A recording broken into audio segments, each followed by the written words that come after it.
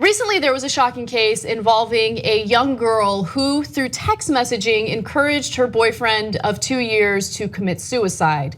Unfortunately, the 18-year-old man did commit suicide, and as a result, Michelle Carter, the girlfriend who was encouraging him and also instructing him on how to commit suicide, had to stand trial. Now, the case is novel, and the outcome is also unprecedented. She has been convicted of involuntary manslaughter. She faces 10 years in prison and will be sentenced sometime in August.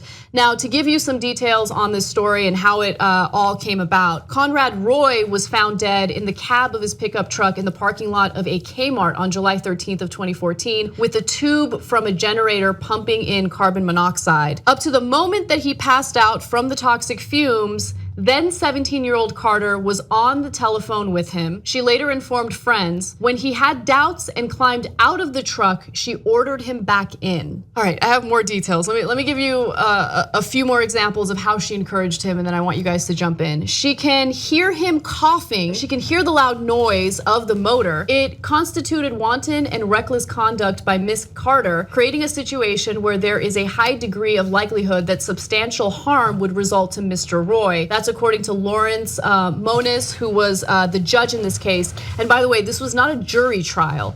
The defense believed that it would be more fair if the judge made the ruling on his own.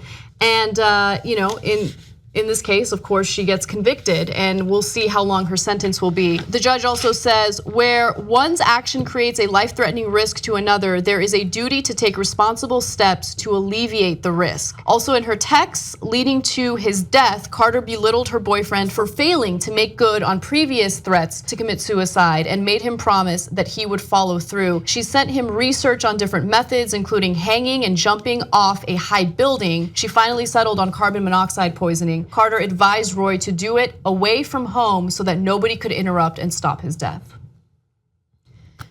She sounds great. Sounds like a catch. My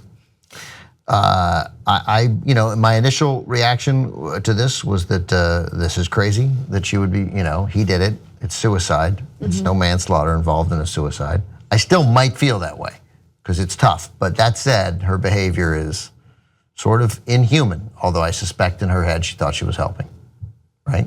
Maybe, best case scenario. So she also suffered from psychological issues. She had an eating disorder, and she also suffered from, psychological issues, which I don't want to comment on because I'm not a mental health professional and I don't know the details. But it's interesting because it didn't start off with her encouraging him to commit suicide. In the beginning, she seemed to discourage him. And then later on, she encouraged him, but did so very aggressively, right? Taunting him or mocking him for not following through, for failing to do so. He had attempted to commit suicide a couple times previously. Here's another example of something that she messaged him. And you can't break a promise and just go in a quiet parking lot or something. When Roy wrote that he didn't want to hurt his parents, Carter reassured him, I think your parents know you're in a really bad place. I'm not saying they want you to do it, but I honestly feel like they can accept it. If you're incredibly depressed and you hear someone that you're with say, I think your parents will get over it or accept it, I don't know. I don't know what the right commentary is on this story. It's just a really difficult thing to comment on. Well, so I'll just say this. It's very hard to decipher between this being a severe case of mental illness or the mean girl illness, because we do have issues with mean girls and we see it more and more. They tend to look alike in the media. But what I will say this is that one thing is we gotta stop ignoring mental illness in this country. We really have to stop thinking that we can just fix it at home, that we can talk people out of their mental illnesses. Some people really need medication because from what I read, they were gonna commit suicide together, like a Romeo Juliet type thing, and then she backed out of it, and then she encouraged him. And it just seems like more and more we keep hearing stories of situations that sound completely hard to understand when you're normal. But I just think that I'm not making excuses for her. I do feel some kind of way about you being accountable for your own suicide, and it's what if you walk around and other people tell you, are you gonna be subject to what other people say? And if that's the case, are we gonna go around prosecuting everybody who says something that could lead someone who's mentally ill to their own suicide? But I do think we just have to really deal with the reality of mental illness. And she sounds like no matter what's wrong with her, she needs to be put away somewhere, because she just doesn't sound like she's normal. Or she's just mad evil, and that's not good either. Well, first of all, it's strange. She didn't testify, which I think is a mistake, because I get it that you might not want to testify with a jury, but once you've given up the jury trial, you've got a judge, and the judge knows how to interpret your testimony. And I would have made my case that of what they ended up having, this celebrity psychiatrist, Peter Bregan, who testified in her behalf. But she's not thinking she's doing something criminal. She found a way to help her boyfriend. He wants to die, he wants to go to heaven. She'll help him just the way she wants it. That, again, she's not evil, that she thought she was helping. So even though, the more I read about it, and the more I think about it, the less I feel like this girl ought to be in prison. Like, I get it, and it's an interesting moment that we've come to in the world of texting and social media, where you can be, as they ruled, she was 100 miles away or an hour away, but virtually present because of the texting. It's a weird concept and a weird sort of new way to interpret the law. This guy killed himself. Putting her in prison for 20 years does not strike me as accomplishing much. I find it interesting and just worth noting that the same week that Michelle Carter is found guilty in Massachusetts in the texting suicide, that Geronimo Yanez was acquitted of killing Philando Castile. Who actually literally shot and killed someone. Literally shot him and admits it.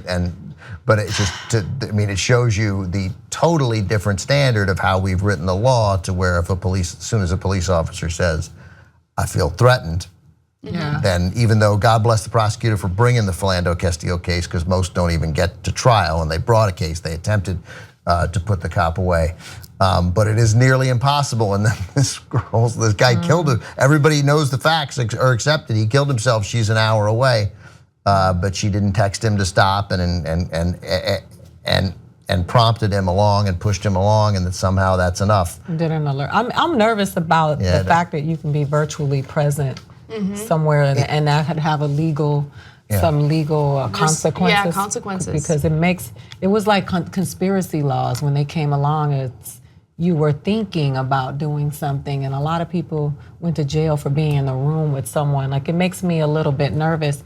But I do agree with you. I wasn't here earlier when you guys covered that Philando Castile story. And I know that a lot of people are very upset, and I'm one of them as the mother of a young black male, which you guys hear over and over again, because every time he leaves the house, I freak out. But is that right, you do? Absolutely, every single time. And I know that my kid is one of those kids who will not talk back, and is a very good human being, and is a law-abiding citizen. But that doesn't mean anything, because that other kid who was an honor roll student and got shot and killed too. Philando Castile did everything right. It would appear, right? So, but I will say to you people who do find yourselves on this side of the argument, that us having this discussion amongst each other isn't really doing much. We have to really become true activists and go talk to the people who don't think like us. And we really need to get involved in, the laws on a state and local level, because that's how we make a difference with this stuff. Young Turks now has over 6 billion lifetime views. You know who did that? You did that. We're now larger than CNN, ABC, you name a news network online, we're larger than them. And you built all that as everyone scoffed and didn't believe. And here we are, guys, thanks to you. Build independent media together with us at tytnetwork.com/join.